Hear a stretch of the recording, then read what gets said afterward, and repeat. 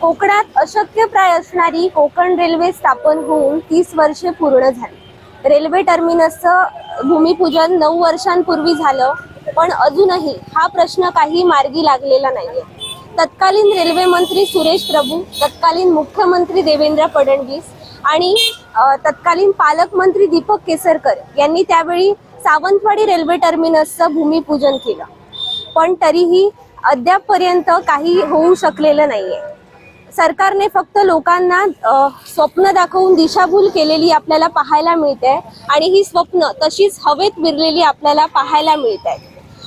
Sawantwadi railway टर्मिनसचं phase 1चं काम पूर्णत्वास आलंय, पण फेज 2चं काम अजूनही अपूर्णच आहे।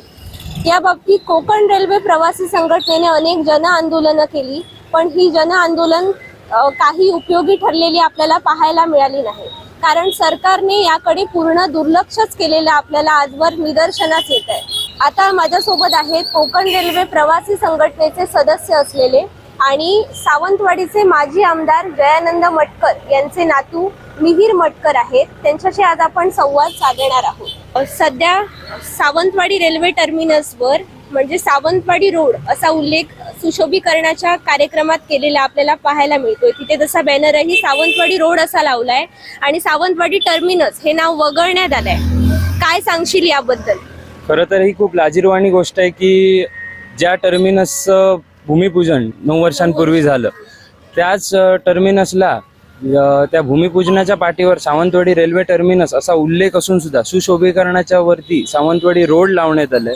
ही खूप लाजिरवाणी गोष्ट आहे, कारण काय, सावंतवाडी रेल्वे टर्मिनस हे सरकारमान्य रेल्वे टर्मिनस आहे। आम्ही जे RTI केलेत किंवा जो शासन आदेश आंदोलनानंतर आम्हाला मिळालाय, त्या सगळ्या डॉक्युमेंट्सवर, सरकारी दस्तावेजवर सावंतवाडी रेल्वे टर्मिनस असा उल्लेख आहे। मग ह्यांना काय अधिकार आहे की ते सावंतवाडी रेल्वे टर्मिनसचं नाव काढून सावंतवाडी रोड परत लावायला?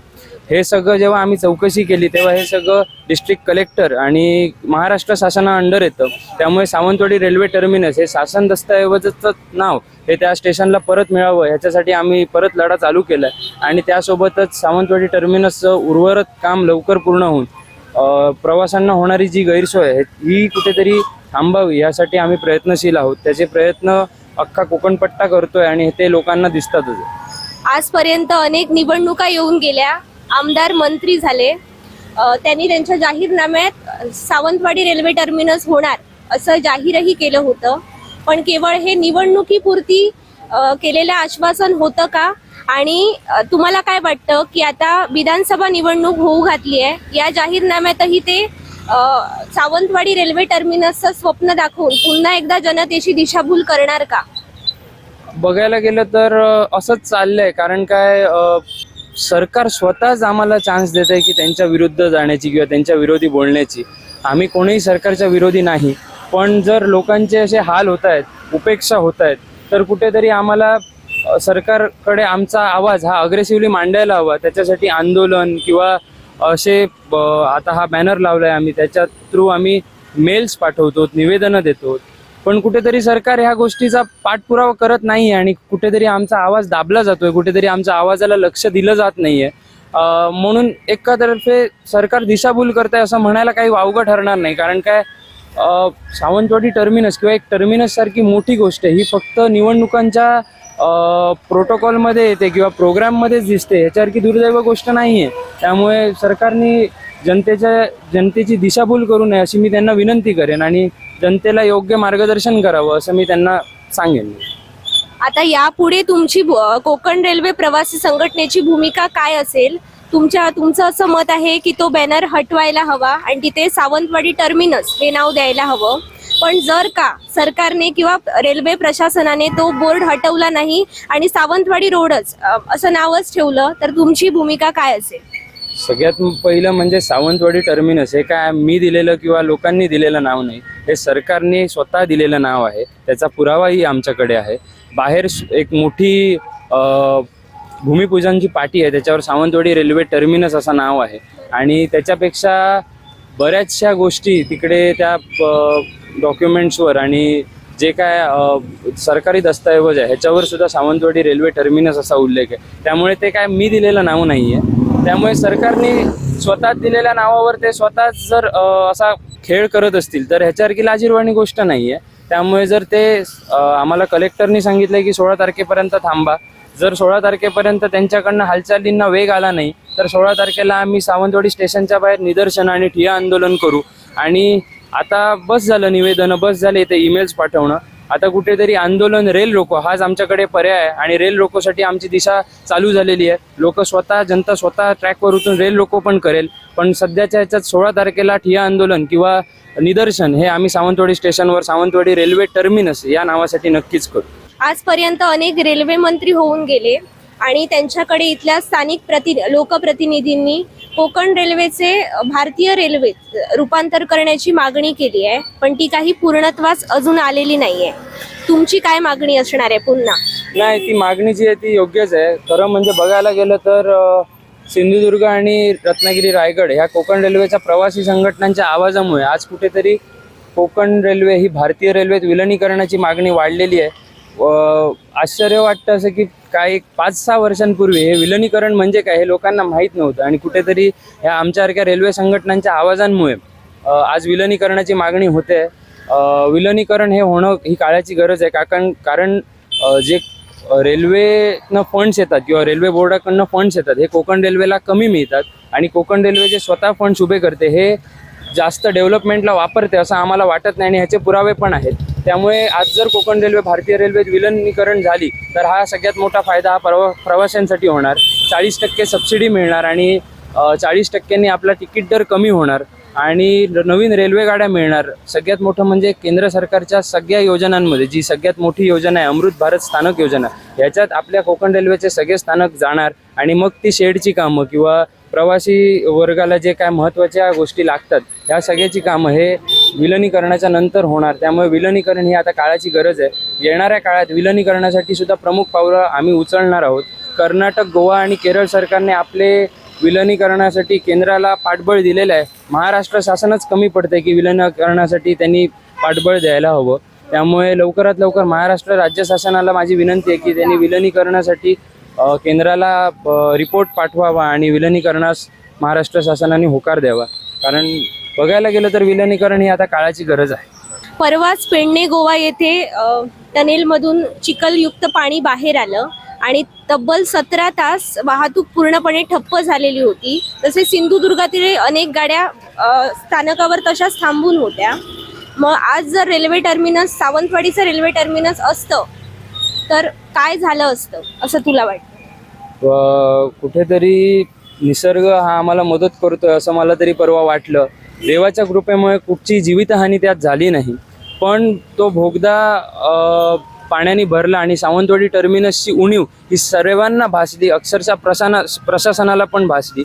ज्या रेल्वे गाड्या सावंतवाडीत थांबत नाहीत त्या रेल्वे गाड्या सुद्धा सावंतवाडीवरनं सोडल्या गेल्या आणि त्या कुठेतरी सोडल्या जाताना त्यांना जे टर्मिनसकडनं मिळणारे रिसोर्सेस असतात ते आपल्या टर्मिनसवर नसल्यामुळे कमी पडले गेले. त्यामुळे प्रवाशांची बरीचशी गैरसोय झाली. आमच्या प्रवासी संघटनेचे पदाधिकारी तिकडे धावून गेले. 21 बस गाड्या तिकडे सोडल्या गेल्या. 1500-1600 प्लस प्रवाशांचं तिकडे रेस्क्यू ऑपरेशन झालं आणि ह्या सगळ्यात सावंतवाडी संघटना ही खूप अग्रेसर होती. पण परत तोच मुद्दा येतो की सावंतवाडी टर्मिनस नसल्यामुळे ह्या सगळ्या प्रकाराला आम्हाला सामोरं जावं लागलं. काही गोष्टी ह्या आम्हालाही समजायला येतात की निसर्गापुढे आपण कोण काय करू शकत नाही, पण काही गोष्टी ज्या माणसाच्या हातात होतात, जसं की सावंतवाडी टर्मिनस हे जर परवा टर्मिनस असतं तर इमर्जन्सी लागणाऱ्या ज्या सर्व्हिसेस आहेत त्यासुद्धा सावंतवाडी टर्मिनसवरनं लवकरात लवकर पेडण्याला पोहोचल्या गेल्या असत्या. आणि ज्या रेल्वे गाड्या सावंतवाडीपासून सोडल्या गेल्या त्यांना पण टर्मिनस नसल्यामुळे फॅसिलिटीज कमी मिळाले. त्यामुळे माझं सरकारला अजूनही विनंती आहे की टर्मिनसची उणीव ही परवाच्या पेडणे भोगद्याच्या ह्याच्यात भासलेली आहे. आता तरी जागे व्हा आणि सावंतवाडी वासियांची किंवा कोकणवासियांच्या जीवाशी जो खेळ चालवला तो थांबवा. येणाऱ्या गणेश चतुर्थीच्या काळात सुद्धा आपल्याला प्रत्यय येईल की सावंतवाडी टर्मिनस हे केवढं गरजेचं आहे. जे प्रवासी आपले गुराढोरांप्रमाणे शेळ्या मेंढरांसारखे येतात, बाथरूमाकडे आणि बसून येतात, त्यांना कुठेतरी सावंतवाडी टर्मिनस हेच न्याय देऊ शकतं. त्यामुळे मी अजूनही सरकारला विनंती करेन, कळकळीची विनंती आहे की जागे व्हा आणि सावंतवाडी टर्मिनस आणि कोकण रेल्वेचं भारतीय रेल्वेत विलिनीकरण हे करा आणि प्रवाशांना न्याय द्या. एवढीच मी तुमच्याकडे एक तुमच्या थ्रू त्यांना एक साष्टांग दंडवत घालेन. आता ह्या बॅनरवर म्हटल्याप्रमाणे हर घर टर्मिनस ही मोहीम तुमच्यातर्फे राबवली जाते. नेमकी काय आहे ही मोहीम? हर घर टर्मिनस मी सांगितल्याप्रमाणे आमची जी संघटना आहे त्याला बऱ्याचशा संघटनांचं पाठबळ आहे. अखंड कोकण रेल्वे प्रवासी संघटना म्हणू किंवा कोकण रेल्वे प्रवासी संघटना सिंधुदुर्ग म्हणू, या सगळ्या संघटनांचं पाठबळ हे आमच्या संघटनेला आहे. आणि आम्ही सगळे युवा शक्ती आहोत, त्यामुळे वेगवेगळे आयडियाज हे आमच्याकडे येत असतात. तसंच आम्ही ही हर घर टर्मिनस मोहीम योजिली. जसं सावंतवाडीचे लोक आम्हाला सांगतात की तुमच्या ह्या कार्यक्रमात आम्ही तुमच्यासोबत आहोत किंवा तुमच्या ह्या लढ्यात आम्ही तुमच्यासोबत आहोत. आता खरी ही वेळ आहे की सावंतवाडीच्या लोकांनी एकत्र यायची. सावंतवाडी म्हणा किंवा अख्ख्या कोकण पट्ट्याची म्हणा, हा QR कोड आहे आणि प्रत्येक लोकांच्या व्हॉट्सॲपवर एक लिंक गेलेली आहे. हा QR कोड त्यांनी स्कॅन केला किंवा ती लिंक ओपन केली की त्यांच्या मोबाईलमध्ये एक मेल ओपन होणार, जो मेल प्रशासनाला, राज्य शासनाला आणि केंद्र सरकारला आपोआप पाठवला जाणार. त्यांना काहीही करायचं नाही आहे, फक्त हा QR कोड स्कॅन करायचा आहे. आपोआप एक मेल त्यांच्या ह्याच्यात येणार आणि तो मेल मोबाईलमधनं हा सरकारला जाणार. आता कालपासून ते आतापर्यंत हे 1700 मेल हे लोकांनी, कोकणवासियांनी सरकारला, केंद्र शासनाला, राज्य शासनाला आणि प्रशासनाला पाठवलेले आहेत. आणि कुठेतरी प्रशासन ह्या मेलची दखल घेत आहे. त्यामुळे मी सगळ्या लोकांना विनंती करेन, ठिकठिकाणी हर घर टर्मिनस ह्याचे बॅनर लावलेले आहेत. आपल्या व्हॉट्सॲप ग्रुपवर पण बऱ्यापैकी मेसेजेस फॉरवर्ड गेलेले आहेत.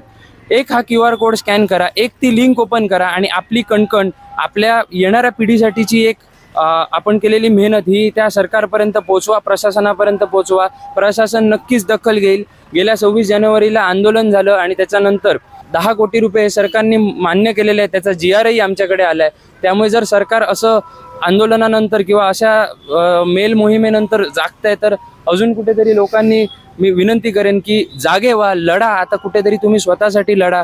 घरी बसून काही होणार नाही आहे किंवा लढणाऱ्या नेत्यांना सांगून काय होणार नाही की बाबा आम्ही तुमच्यासोबत आहोत. आता खऱ्या अर्थाने हर घर टर्मिनस म्हणजे प्रत्येक माणूस जो घरी बसला आता ह्या लढ्यात सामील होऊ शकतो, अशी ही मोहीम आमच्या युवकांनी बनवलेली आहे. त्यामुळे ह्या मोहिमेला, ह्या युवकांच्या मेहनतीला कुठेतरी लोकांनी पाठबळ द्या आणि प्रत्येकाने घर बसल्या या लढ्यात सामील व्हा, अशी मी प्रत्येकाला विनंती करेन.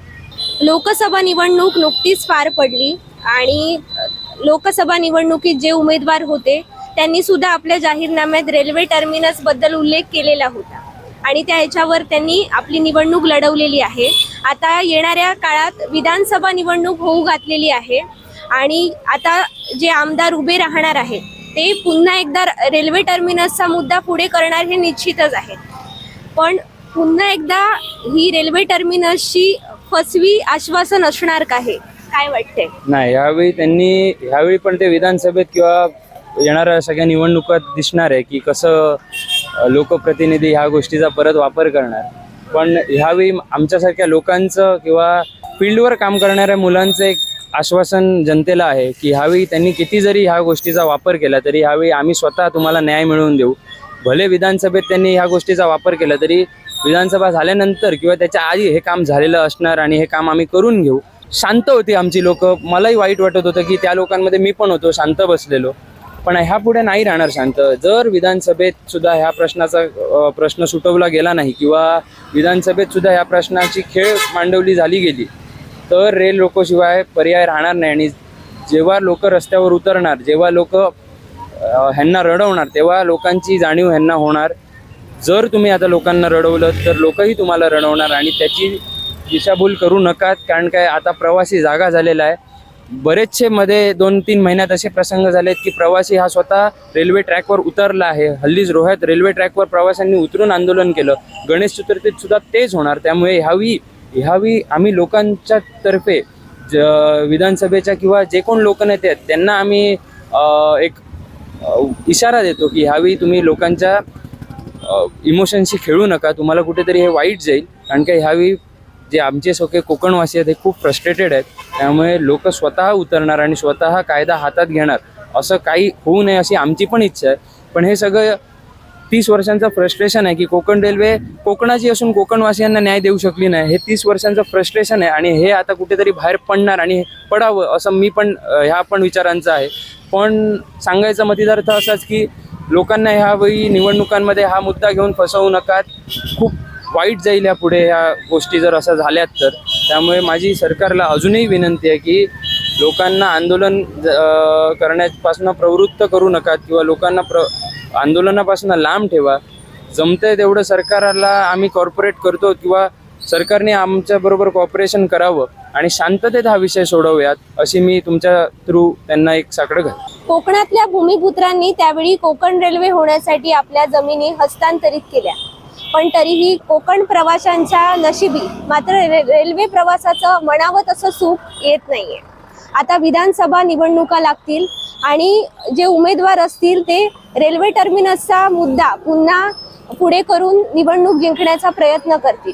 पण जनता ही आता सुज्ञ झालेली आहे, जनता शहाणी झाली आहे. त्यांनाही माहिती आहे की जसं खुर्चीवर बसवता येतं तसेच खुर्चीवरून पाय उतारही करता येतं. त्यामुळे सरकारने लवकरात लवकर रेल्वे टर्मिनसचा प्रश्न सोडवायचा प्रयत्न केला पाहिजे, अन्यथा कोकण रेल्वे प्रवासी संघटना पुन्हा एकदा आक्रमक होऊन रेल रोको करेल. सावंतवाडीहून अनुजा कुडतरकर, तरुण भारत न्यूज, सिंधुदुर्ग.